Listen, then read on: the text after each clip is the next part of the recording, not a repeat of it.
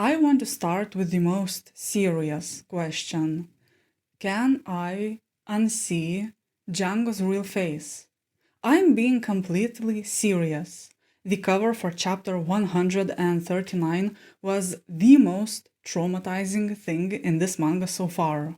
I wish I could include a screenshot, but after my copyright strike, I don't think I can afford to use any screenshots for now. Plus, I don't want to traumatize you all again. But anyways, this arc turned One Piece into a horror manga. We had, like I already said, the reveal of Django's real face. We had that part where one of Wapol's jesters was standing on water like a creep. We saw how Wapol straight up ate Luffy, and I am actually beyond grateful that the live action included none of these things. But before I continue, if you're new here, then all you need to know is that I began my One Piece journey with the live action, and now I am reading the manga chapters already covered in the show while we wait for the new season. And also, please don't leave any spoilers in the comments without warning. Thank you. So going back to the manga, I want to discuss the cover stories first. I continue loving this whole concept of telling side stories one page at a time. The more I see, the more I hope that the new One Piece anime remake includes these cover stories. And they don't need to expand them into full episodes. They can do just like short 30 seconds animations at the end of the episodes, kind of like there were Juju Scrolls at the end of Jujutsu Kaisen episodes if you've seen that show. So this time in the cover stories, we saw Onion and the others chasing off Django. We saw Onion's crew guarding Kaya, which was super cute, and it was also fun when Django arrived at Mirror Ball Island, because Mirror Ball Island and Funky Bar are places that Zoro mentioned in the live action, so I think it's cool how the live action included these tiny references. Now let's go to the actual chapters. I absolutely loved everything. I think the beginning of Drum Kingdom arc was so fun and I'd say so well paced, and we haven't even gotten to the best part yet. I'm a bit sad that this is the last arc I can read before the next season of the live action comes out. But speaking of live action, I saw a picture that they finished filming season 3, and I couldn't help but notice that all of them had bandages around their arms, all in the exact same spot. Did they get matching tattoos or something? And if yes, then where can I get one too? Honestly, I don't actually think that's the case. I have some very vague theories about those bandages, but I think that I will hold on to them for now until I can come up with something more concrete. Going back to the manga, I have to highlight Sanji's lines at the beginning of chapter 130. I'll cook up something she can eat. That's basic care you'd give any sick person, but it won't necessarily make her well. If I read the manga fully blindly, I probably would have overlooked these lines, but now, after hearing Sanji's monologue in the live action, the one about his mom and how he used to cook for her, these lines hit so differently and so much harder. That's such a fantastic, subtle foreshadowing that you may not even notice until you reread the story.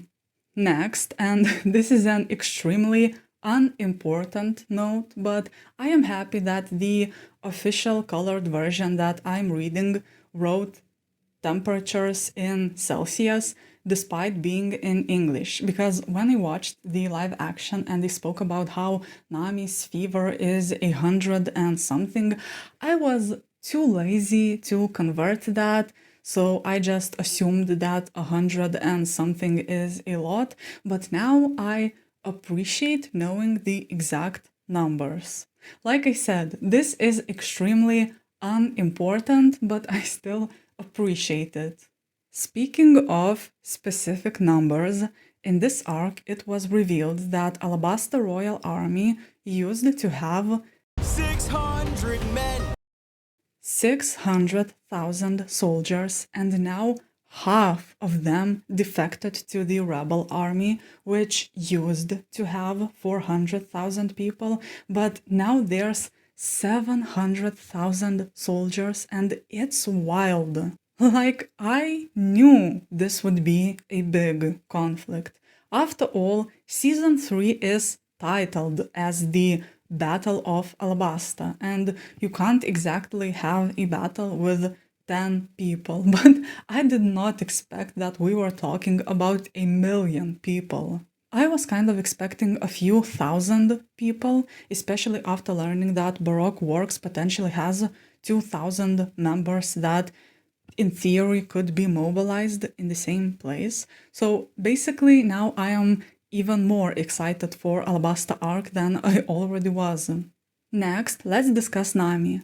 I loved how in the beginning of this arc she kind of fell back into her old bad habits because she refused help at first and tried to pretend that she was fine, which highlighted her line to Luffy, "I am counting on you," even more. And I am so happy that the live action kept this line because I absolutely adored this part in the show. It's so simple, it's just one short line, but it's so effective. And this arc had more examples like this. For example, I adored the panel where all the Straw Hats were camping in Nami's room at night. Once again, it's just one panel, there was no dialogue, but it communicated so much about their bond, and I absolutely adore that. I also continue loving Nami and Vivi's friendship. It's so precious to me. When I watched season 1 of the live action, one of my favorite parts was the friendship between Nami and Kaya, and I was disappointed that it was simply non-existent in the manga. So when in season 2 I saw the bond between Nami and Vivi, I worried that it might also be just a live action only edition, and I am so happy that's not the case. I'd say that so far the manga is giving me even more than the live action, and I absolutely love it. I want to talk about a couple of other moments that the live action kept intact, which made me really happy. I already mentioned "I'm counting on you" line from Nami, as well as her line "Thanks for worrying about me." Then I'm also really happy with how they adapted the moment of Vivi teaching Luffy and both of them bowing. Bowing. Is it bowing or is it bowing? I mean, a bow is when you have a bow and arrows, right? And a bow is when you show respect, so technically it should be bowing and not bowing, right? I'll just leave that word on screen and you'll get the idea. Next, I also believe that Luffy climbing the mountain was also adapted very well. Sure, it played out a little bit differently in the live action, but the emotion and the tension stayed the same, and I believe that's what matters the most. I think in general, season 2, at least so far, didn't really have any moments where the changes made to the manga would genuinely upset me, because if we look at season 1, then I am still not over the fact that they removed the moment of Luffy picking up Nami's bloody pen and telling Arlong completely calmly, "This pen has blood in it." But I feel like season 2 really kept all the small moments with big emotional impact. On a sillier note, when it comes to the moments that the live action kept, I have to mention the scene of shirtless Zoro. When I saw that in the show, I thought that it was just a live action only fan service. But apparently, this is a 100% manga accurate Zoro, and I find that so hilarious. While I'm still on this topic of changes, I adore how the live action added those conversations between Zoro and Dalton.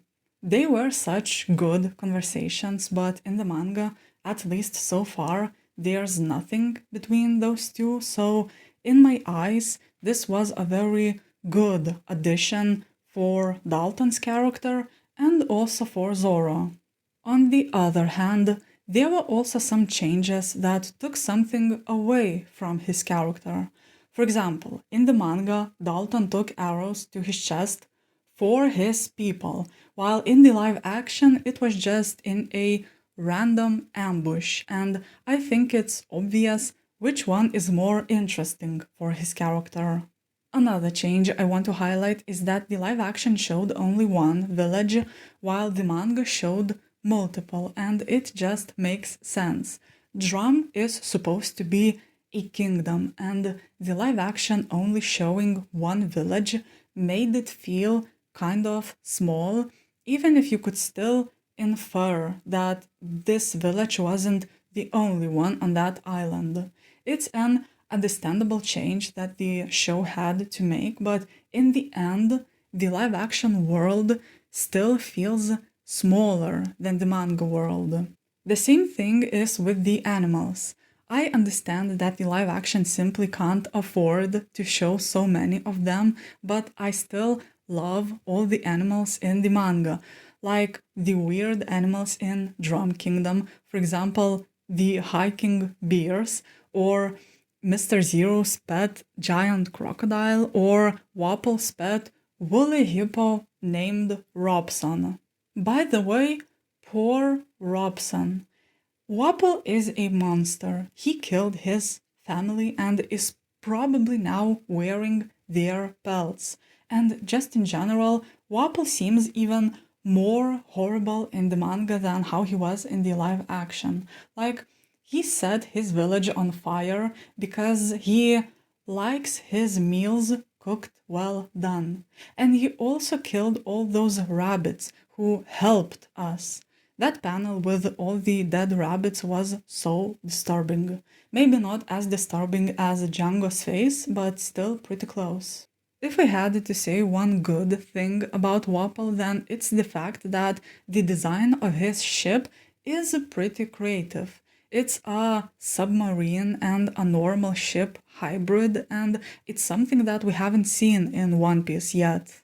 Also, the size difference between his ship and Going Merry is ridiculous, and it's honestly a miracle that our guys are somehow surviving.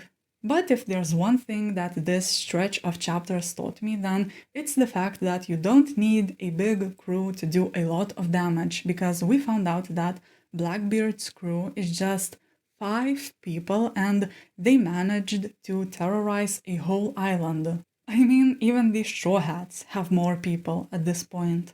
I believe that eventual confrontation with Eddie's crew, and I'm going to call Blackbeard Eddie because that's easier, but I believe that we should eventually have a confrontation with Eddie's crew, and the fact that his crew is so small intrigues me even more than the live action did.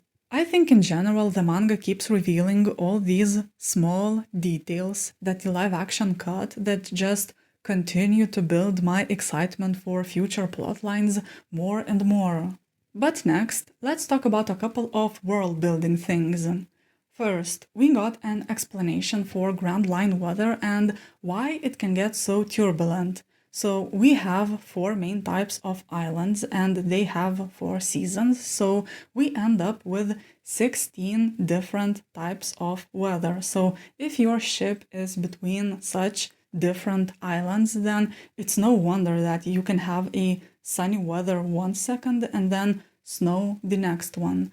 I think that it's a pretty simple but neat explanation. Another world-building thing they spoke about was finally officially introducing devil fruit categories. I already knew that devil fruits had different types, but it's fun to finally get something on page from the story itself. So they established Zoan devil fruits, which allow you to transform into animals, and it made me think. Chopper ate human fruit, right? It allows him to transform into a human, which technically means that he is transforming into an animal. So does it mean that Chopper's devil fruit is also a zoan type fruit? It's just something funny to consider. Continuing this topic about world building, in my last video I spoke about this theory, how I think that the blood-stained snake that the giants mentioned is how they call the red line. The thing is that at the end of each volume of the colored version there are translation notes, and the notes after volume 15 literally explained that the blood-stained snake is most likely the red line. So now I feel a bit silly spending a good couple of minutes proudly talking about that when I just read the exact same thing a few chapters later. My next note is about Dalton calling Drum Kingdom a country with no name, plus the chapter itself was called Adventure in a Nameless Country. This stood out to me because it reminded me of that scene in the live action where Hiruluk gave a name to Chopper, and that scene felt so significant. I remember discussing how naming Chopper was a very humanizing gesture, so it's so interesting that now we are refusing to call Drum Kingdom by its name. It's like first we need to heal this country, we need to humanize it in a way, and only then we can give it a name again. So I guess this part will come back at the end of this arc, where most likely Dalton himself will proudly refer to Drum Kingdom by its actual name instead of as a nameless country. Next, I want to talk about the tone of this arc and One Piece in general. I continue to be blown away by how Oda combines vastly different emotions into one story. You get one panel that is so somber and serious and sad, and then the next panel is the most ridiculous thing ever. And sometimes even a single panel can be both serious and ridiculous at the same time. For example, when Sanji was getting swept away in the avalanche, Luffy grabbed his hand but only managed to get a glove, and it was actually a very scary situation, but it was presented as something funny.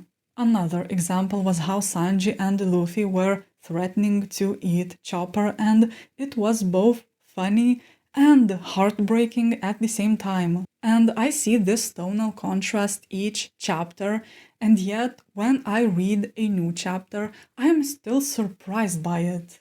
The same thing with comedy. I think chapter 139 was especially ridiculous, but the whole manga is ridiculous, and it's as if I keep forgetting how funny it is. So every time I read a new chapter, I get hit in the face with all the chaos, and somehow it never gets old. Even after 140 chapters, every new chapter still feels so fresh, and I can only applaud Oda's writing because I have no idea how he does that.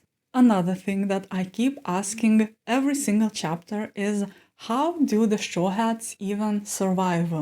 They are hopeless, they can't get anything right, and yet somehow they survive, and it's just a mystery to me. On that note, it was so funny how Vivi wondered that maybe Nami got sick because she got tired dealing with her idiot crew, and it's the most real thought ever. Next, I want to highlight another comedic moment that I think has a little bit more to it. Luffy didn't notice how cold it was until after someone else pointed it out, and it was a very funny moment, but I think it's also kind of relatable. There are times where you get very focused on something, very passionate about something, maybe it's some project, maybe a hobby, and when you are so focused on that one thing, sometimes you can forget everything else. For example, you can forget to eat, or you don't sleep until your body forces you to. So I think that this moment from Luffy in a way felt very relatable, and I just wanted to mention it. Next, I think it's finally time to talk about my boy Chopper. And there's not much that I can say that I haven't already said in my live action videos. You know, he is my child, he is my boy, he is so precious, and his reaction to being thanked by Nami was just out of this world. Honestly, Kureya had the most valid reaction in this arc. When Sanji and Luffy were treating Chopper like dinner, she began chasing them with a knife and saying, "I'll eat you before you can eat him." And after reading this part, in my notebook I wrote, "Kureya, I love you," and I have nothing to add. I also loved how both the manga and the live action had a part where Luffy called Chopper a monster, and in both versions, Chopper turned around with a very sad expression and just walked away. This was a very heartbreaking scene in both versions. But speaking about the manga specifically, I loved how Luffy's immediate next words after calling Chopper a monster were, "What an interesting guy, let's recruit him." I really appreciated the live action for reframing the word monster to be something positive when Luffy told Chopper, "Yeah, I'm a monster too, isn't it great?" And also before that, when Sanji told Chopper, "Let's go be monsters together." So I hope that the manga also has a similar part later in this arc. Another thing I have to mention is the part with baby snowbirds and how aggressive Chopper was about the idea of closing the doors because it would disrupt the birds. This moment felt like the moment that cemented Chopper as the newest Straw Hat. This moment was when the readers can look at him and say, "Oh, okay, this is the one, we need him." And I feel like all Straw Hats had a moment like this, a moment that showed us that they have a good heart. For example, with Zoro, I think it was the moment when he ate the rice balls. With Sanji, it was when he fed people for free. And now with Chopper, the scene with the birds has the exact same vibe in my eyes. To end this portion about Chopper, I want to place my final bet about what's the deal with those gold spheres that Kureya gave him in the live action, because I know that it will come up in the manga soon. I remember saying that it could be anything from candies to drugs to explosives, and someone in the comments joked that it's explosive candy drugs, and you know what? This is exactly what it is. I think it's something sweet that Chopper can eat. I think it's something that he likes but can't abuse, and I think it's something that will give him a lot of energy and explosive power, and maybe he will even look like he has another form because he already has quite a few of those, so what's one more? Next, let's go back to Kureya for a bit. It was fun to learn a bit more about her relationship with the citizens of the Drum Kingdom. Apparently, she still treats them, but only when she wants to, while the live action made it seem like the people genuinely just didn't have a doctor. I also liked the twist that Kureya was in another town when Luffy and Sanji left to climb the mountain. It was a very fun addition, but the fact that Kureya and Chopper still got back in time felt kind of convenient, but that's just a small nitpick. Another addition that I really liked was having an avalanche. I spoke about the same thing in the live action too, but it's really fun how people and other pirates aren't the only danger in the Grand Line, and sometimes you have to fight nature itself, like the snow or the cold or an infection from a prehistoric tick. And the avalanche was a genuinely scary situation, even if there were so many ridiculous moments like the surfer rabbits. On a similar topic, Luffy helped one of the rabbits to get out of the snow, so Then they helped him in return to fight against Wapol, and that's such a beautiful thing to show how if you do good, that good will return to you. And I think it's not the first time One Piece portrayed this theme. In Baratia arc, during the flashback when a wave washed Sanji off the ship, Zeph jumped after him while his pirates screamed that the kid isn't worth it. But the beautiful thing is that it was probably the decision to jump after Sanji that saved Zeph's life instead of drowning with the rest of his crew. And this moment between Luffy and the rabbits really reminded me of that scene. Luffy had no obligations to help the rabbits. In fact, he took a risk considering that just moments ago they fought as enemies. But in the end, this kindness paid off. This misfortune turned out to be a blessing. Luffy didn't make a calculated decision. He just made the decision he'd regret the least. Just like Zeph back in the Baratia arc.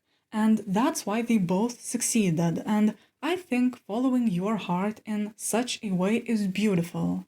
On a more fun note, if I ignore what Wapol did to them, then the rabbits were extremely fun.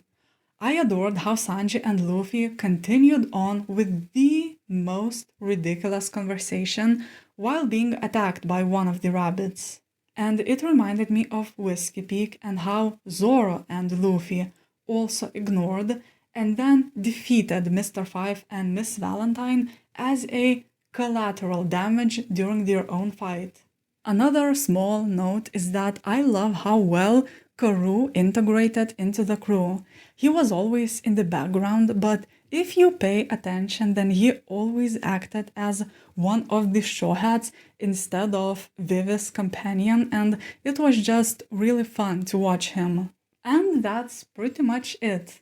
In my last video, I did a thing where I left a screenshot with some notes on the jokes I loved instead of talking about them one by one, and I think this is something I might integrate into my videos from now on. The thing is that I take a bunch of silly notes that aren't important at all, but I still want to mention them in some way, so I think leaving a screenshot is the best of both worlds, where I can still include that without boring you to death with my endless yapping. And this is it. In the next video I will finish the Chopper arc and it will probably also finish me, but for now, thank you for listening and I hope to see you again in another video.